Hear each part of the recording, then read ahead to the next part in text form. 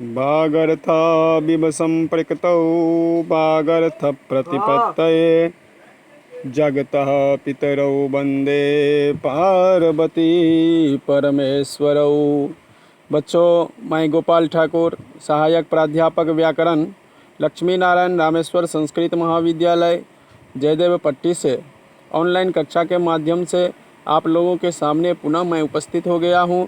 आज मैं शास्त्री द्वितीय वर्ष के लिए व्याकरण पाणिनि महाभाष्य से आप लोगों को कुछ सूत्रों का व्याख्या करने जा रहा हूं। मुझे आशा है कि आप लोग बहुत ही लाभान्वित होंगे।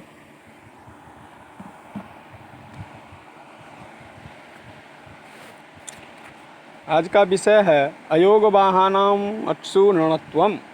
अयोगवाहानाम् उट उपदेशः कर्तव्यः किं प्रयोजनं नत्वम्। उरः केन उरः अह केन उरः पेण उरः अह पेन अव्यवहारे इति नत्वं सिद्धं भवति। पूर्व प्रश्न के उत्तर स्वरूप सिद्धांत वार्तिक का अर्थ बतलाते हैं कि अयोगवाह वर्णों का उच्चारण अट प्रत्याहार में करना चाहिए। हाँ, अट के मध्य में उच्चारण का प्रयोजन क्या है? प्रयोजन णत्व है। उदाहरण उरह के न उरह पे न, इन स्थानों में अयोगवाहों को अट में उपदेश करने से अट को प्वांग सूत्र से नकार का नकार सिद्ध हो जाता है। फिर आता है सरखु जस भाव खत्वे सर्पोपदेशः कर्तव्यः किं प्रयोजनं तजस भाव स्वत्ते अमीभूत रूपः धामनीयोपदेशः पठ्यते तस्य जस्त्वे कृते उपजिताः उपजितं यदि रूपं यथा स्यात्। सरखुति सुसुपाठे को जलम स्तुन जलम जस जसितुम जसोत्तम सिद्ध्यति। उक्त सिद्धांत वार्तिक का अर्थ बतलाते हैं कि सर प्रत्याहार के मध्य में अयोगवाह वर्णों का उपदेश करना चाहिए। प्रश्न, सर में उपदेश करने का प्रयोजन क्या है? तो प्रयोजन है जस आदेश और खत्य होना। उदाहरणार्थ उपज धातु के लीजिए। इस उपज धातु का मूल स्वरूप उपदेश की अवस्था में उपदमानीय उपदा वाला था। उपदमानीय का सर प्रत्याहार में उच्चारण करने का फल यह है कि उसके उपदमानीय के स्थान में झलाम जस जस इस सूत्र से जस आदेश होकर उज्जिता उपजितम इन रूपों को सिद्ध संभव हो जाती है। फिर युवजित रूपाध्ययनो वेतम पठ्यतः उपजिता द्वित्वोपदमान्यो द्विरेव दुर्वचनं प्राप्नोति दकारोपदेन पुनर्नन्द्राः संयोगाद्य इति प्रतिषेधः सिद्धो भवति। उपदमान्यो दादिति यदि दुर्वचनं पूर्वत्रं कर्तव्यं जस्त्वं सिद्धमपि पूर्वत्रा सिद्धं सिद्ध्याद्यमितिवृद्धम् इति सिद्धं सर्वबोधितं प्राप्नोति। उपज धातु को उपदमानीयोपदमानने में दोष बलत लाने वाले कहते हैं कि यदि उपज धातु का मूल स्वरूप उपदमानीय उपदा वाला पढ़ा जाता है तो उपजिति की स्वरूप को सिद्ध करने में उपदमानीय से आरंभ करने के वर्तमान में जो एक अच से युक्त भाग है उसी का द्वित्व होगा। पर यदि दकार उपदा वाले हैं ऐसा मान लो तो नौ इंद्रा संयोगादय इस सूत्र से दकार के द्वित्व निषेध हो जाएगा। यदि दकारोपदो पठ्यते रूप सिद्धि उपजिता उपजितुमिति दकारोपद मानने में दोष मानने वाले कहते हैं यदि कि उपज धातु का मूल स्वरूप दकार उपद वाला पढ़ा जाए तो उपजिता उपजितुम ये रूप कैसे सिद्ध होंगे? तो असिद्धे उद्वेजा इदमस्ति अस्तु स्वनास्तु अस्तु इति तो हो वक्ष्यामि भौजते है उद्वेदा अस्तु सन्निपातो भवति। उपज धातु के दकारोपद मानने में जो दोष दिया गया है उसका निराकरण करते हैं कि असिद्ध अर्थात त्रिपादी प्रकरण में भौ उद्वेज ऐसा सूत्र लिया जाएगा।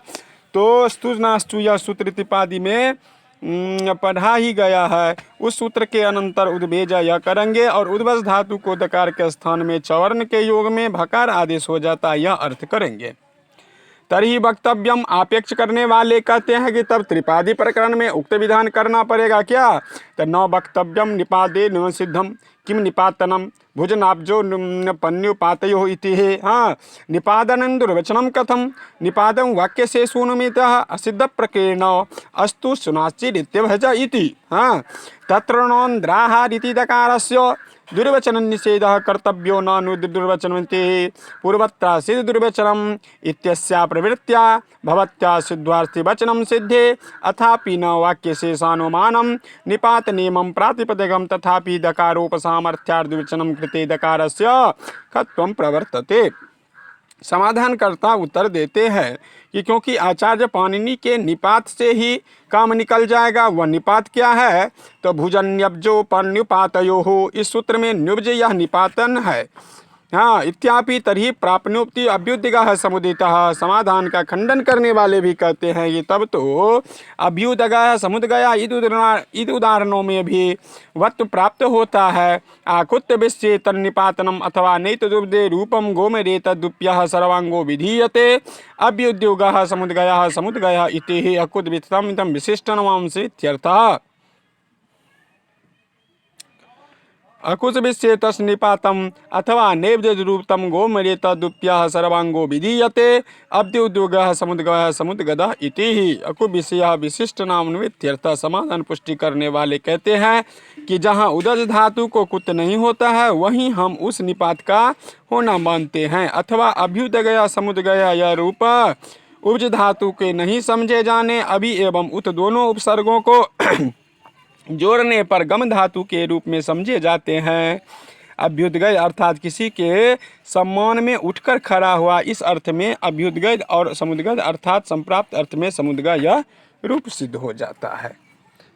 हाँ, तो बच्चों आज की कक्षा को मैं यहीं पर विश्राम करता हूँ। अगली कक्षा में आप लोगों के सामने पुरः अविशेषम संयोग पद संज्ञा लोन्ते पूर्वस्थम स्थानीबद्ध भाव प्रतिषेधा, इसके बारे में जानकारी देंगे। धन्यवाद।